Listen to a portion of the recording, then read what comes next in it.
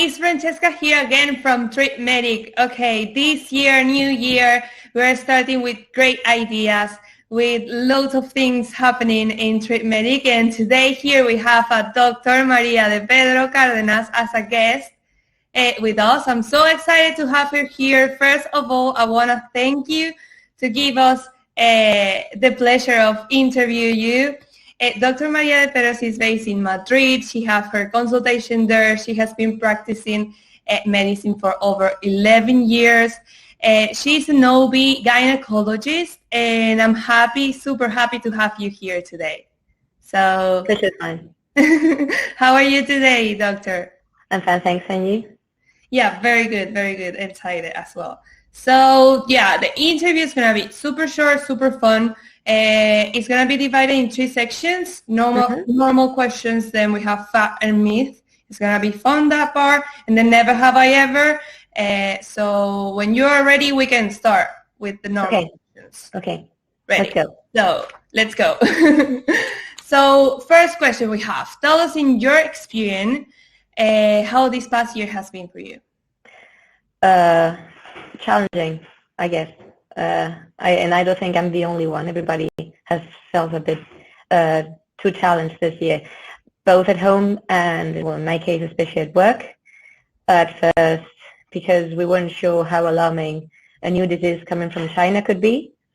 And then later, when we saw what it was, we didn't really know how to deal with it because it was a full-blown pandemic. So even if my field isn't much in the eye of a hurricane, so to speak, I can't say it hasn't been stressful. And it still is, unfortunately, because the situation here in Spain hasn't changed much. Yeah. We don't seem to have learned much from the past mistakes. Yeah, that's super sad to hear, but it's true. It's what we're seeing now, basically. So yeah, let's continue. What security measures have they have been taken regarding COVID in like physical consultations? Okay, the clinic where I work belongs to a very big hospital group. So very strict cleaning protocols are being implemented. The consultations are clean thoroughly. They sterilize things twice as much. The seats in the waiting rooms are wider apart than they used to, and we try to sort out as much as we can through the phone or through video. Exactly. Yeah. That's great. Actually, the next question is about video consultation. How is like having a video consultation with a gynecologist, and if you can prescribe medicine like on video consultation, how is that? Okay. Well, video consultations, especially in times like these, are a very useful first step to assess if the patient needs to come to the consultation to a physical exam, because sometimes that's the case, and sometimes it's not. And in those cases, for example, in patients who can identify the symptoms pretty well because unfortunately they have experience, it's very easy to just prescribe something and ask them to assess the impact of that treatment. And if it doesn't work, if something unusual appears, then come for another visit, a physical one. Okay. Yes, but yes, we can prescribe medicines through video consultation. We can send prescriptions. We can also recommend diagnostic tests. Okay. And of course, we can talk about symptoms and see if they can be worrisome and require further examinations or not. Exactly. Yeah, that's great. So do TripMedic patients, focusing on TripMedic patients, once they have a visit with you, they stay with you like permanent gynecologist, or they change? How is that?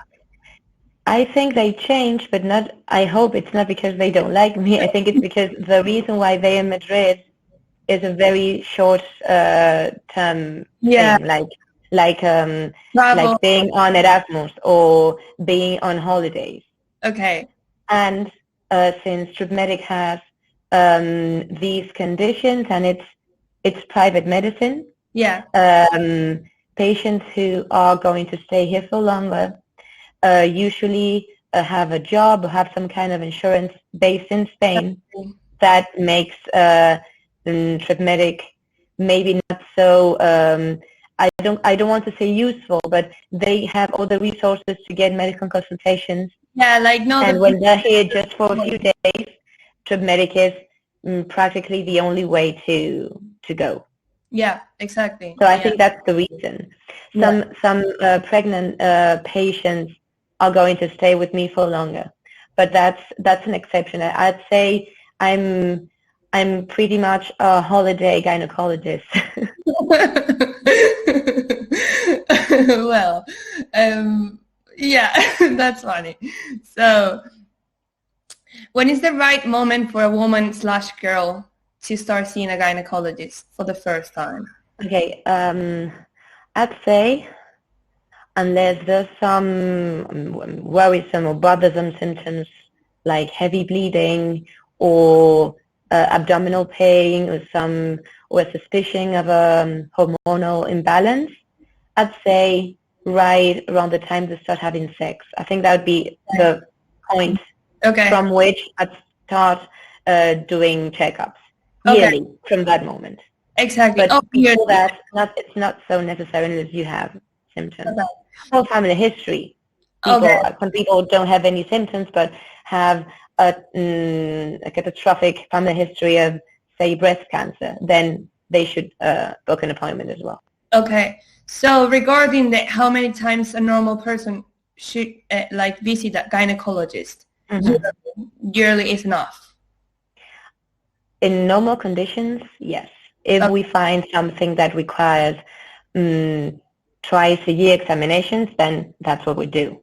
But usually, what you aim to say to a patient when she comes for a routine checkup is, see you next year. Okay. Yeah, normally that is what I kind of. That's what everybody wants. So, and like pregnant patients, normal visits a year normally. No. In 9 months at least. Of course. Pregnant women should come to the office, I'd say, at least or about 3 weeks after they had expected the period. Okay. So that means around 7 weeks of pregnancy. Okay. And I would the time frame is different from one patient to another. Yeah. But as a rule of thumb, I'd say monthly until the last weeks of pregnancy. Okay. In the last weeks, we see patients more often. Okay. But for the most part of the pregnancy, it's monthly. Yes. Okay. Great. So, asking about your pregnant patients, basically, what would you suggest are the most important foods to avoid for them? Okay. It could be very long or very quick, but to make it quick, I'd say mainly raw meats. Okay. Unless previously frozen. Okay. Unwashed fruits and vegetables. Okay. That's very easy to sort out. Everyone. The solution is very easy. And non-pasteurized dairy products unless they're cooked. Okay. So with these 3 rules, I think we would have most of a pregnancy covered. And also, as a rule of thumb, and I see this in the consultations very often, and I've been pregnant myself, and I still can't get around myself. Really, people ask you this. People ask for very special foods, maybe because they're cravings. I have no idea, but it's something that it's not a big part of your diet. It's just like something you wanted to have. If you have the doubt, just don't eat it.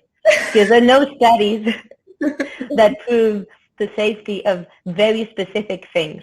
So instead of going crazy with food, just have a healthy diet, identify your bad habits if you have them, and you can and change them for the best reason there is, which is not only you but your baby.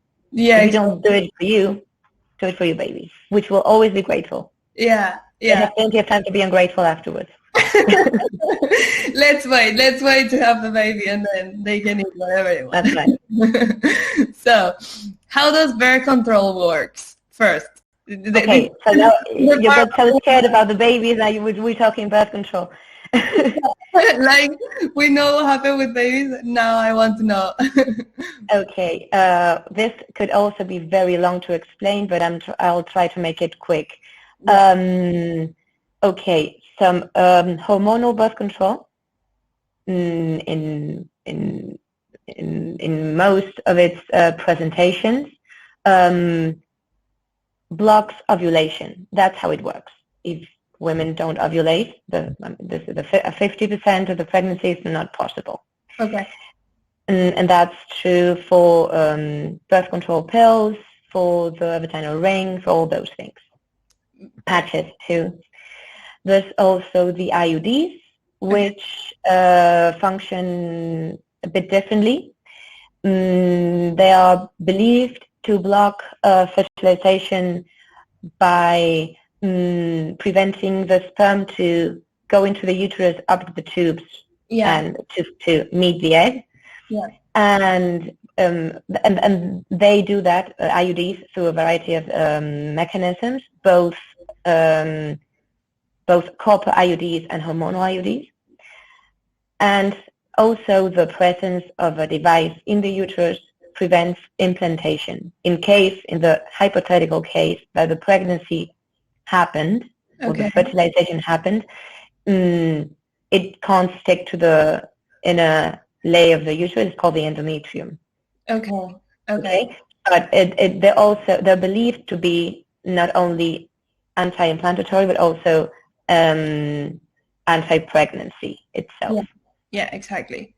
So we left that clear, the birth control. Now, what do you suggest is the ideal menstrual product to use? Oh, sorry, did you say menstrual product? Menstrual product, yeah. It depends so much on the preferences of the patient that I don't think that's something up to the gynecologist. I think it's up to the patient. The menstrual cup is very comfortable for some people, but some others find it uncomfortable, or they've had pain or some disturbances that make them forget about it, not use it anymore. Yeah. The traditional pads are they might be uncomfortable, but they don't they don't give patients any surprises ever. Yeah, exactly. And they can see how much they bleed. They make them control the bleedings very much. Yeah. That has a good side and a bad side. And tampons are probably my favorite because I think they're more hygienic than pads, and the fact that they're disposable and you don't have to wash anything, I think they're more comfortable than the menstrual cup. But as I said, it's a very personal choice. Exactly. Okay, great. So, until when is normal to have a regular period, and when should one seek a doctor regarding it? I'd say that around, well, of course, puberty, when periods start, and in the teenage years, I wouldn't worry much about irregular periods unless something else appeared that was worrisome, like a lot of hair or a very impressive acne breakout. Okay. In those cases, I would seek a consultation, not because the periods are irregular or because I think there's something alarming, but mostly because of the aesthetic impact of that hormone imbalance. Exactly. That's what most people complain about. Women don't usually complain about regular periods. They complain about the things that surround them. Yeah, exactly. Yeah, that's true. I went through that. I can speak from experience. We all have. Well, most of all. Yeah.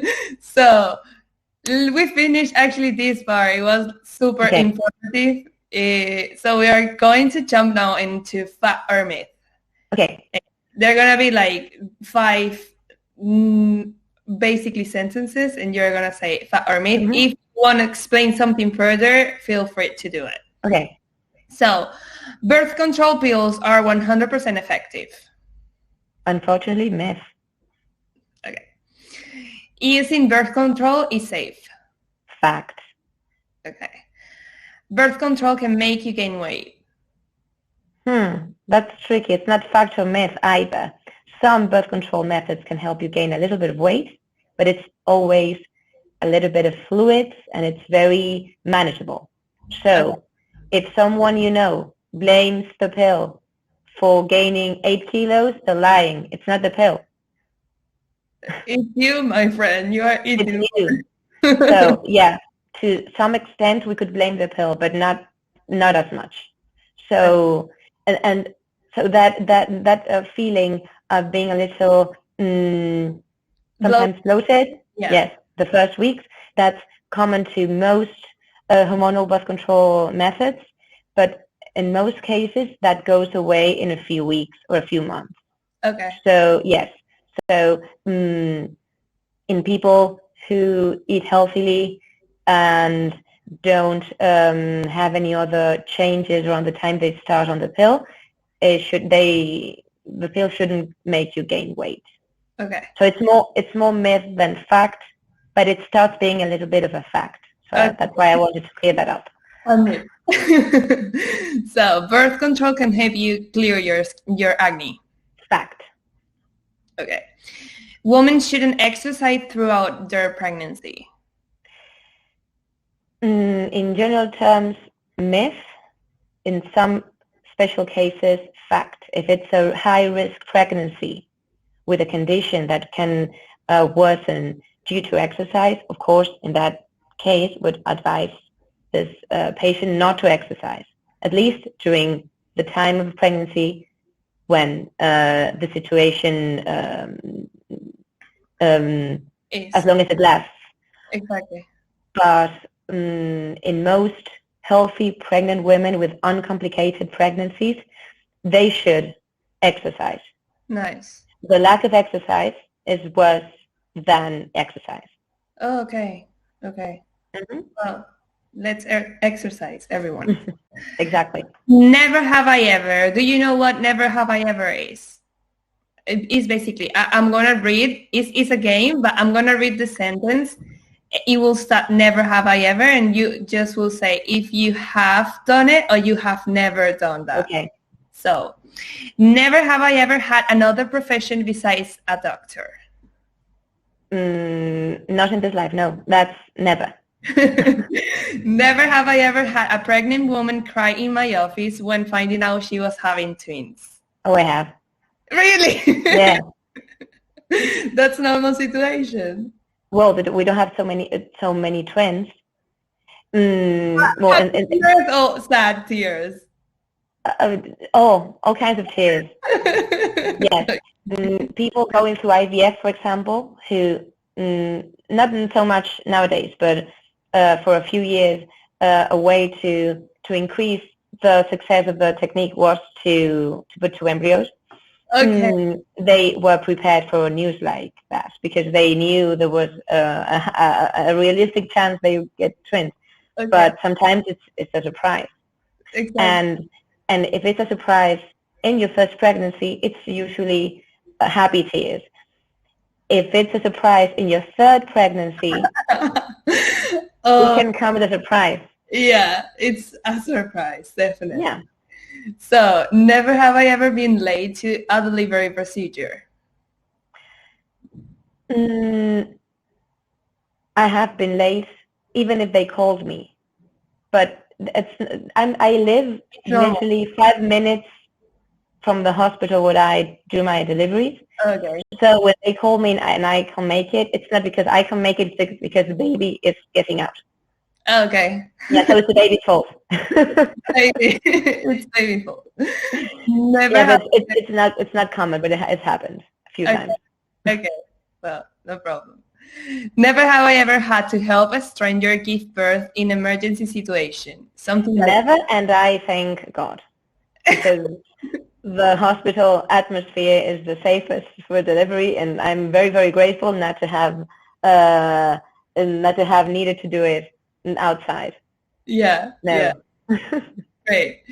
Never have I ever had to prescribe birth control to a girl in secret, hiding it from her parents. No, because here the law is very clear in that sense.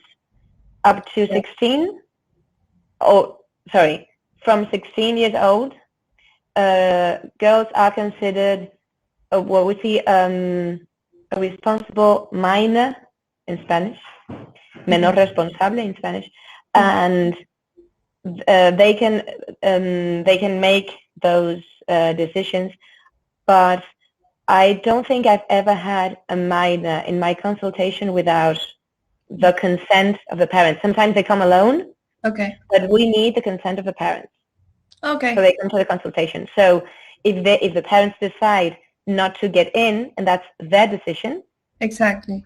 And I can prescribe what the patient needs. Exactly. So it's not exactly hiding from the parents, because sometimes they're not present, but they have allowed that consultation to happen without the presence, but with their consent.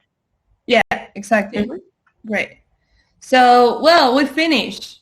It was Good. It was amazing. So I want to take the advantage just for you to tell all the viewers who are watching this right now, if you want to give them any advice, what would it be? Wow. Yeah. Any advice to the viewers who are seeing this? Yeah. I spend all day giving advice, but to so specific questions that just this range of possibilities. I'd say that exercising and eating healthily is a very good way to make sure you have a successful pregnancy. Sometimes, unfortunately, that's not enough, but it's a very good start. And you should get routine checkups, because many gynecological problems are preventable and are treatable if we find them early, and not so easy to treat, and a lot more troublesome if we find them later on. Yeah. So it's not a painful examination. We're very kind people. We don't bite, gynecologists. And yes, and if I understand that maybe the language barrier can be very difficult for some patients to overcome if they live abroad. I understand I'm not a native English speaker either, and maybe the patients who have to resort to TripMedic are not English speaker in origin, but given we can understand each other, if they need any kind of advice or consultation, here I am. Yeah, that would be my advice. That's amazing, more than I could ever expect. So everyone who was here listening to this amazing interview and maybe want to have a video consultation or physical consultation in Madrid with Dr. Maria, you can go on our website, TripMedic.com, or every social media channel that you want, and just share with people you want, book your appointment, and I hope you like as much as I did. So thank you very much again, Doctor, and well, have a good day. Have a good life. You too. It's been a pleasure. Yeah. Bye. Bye.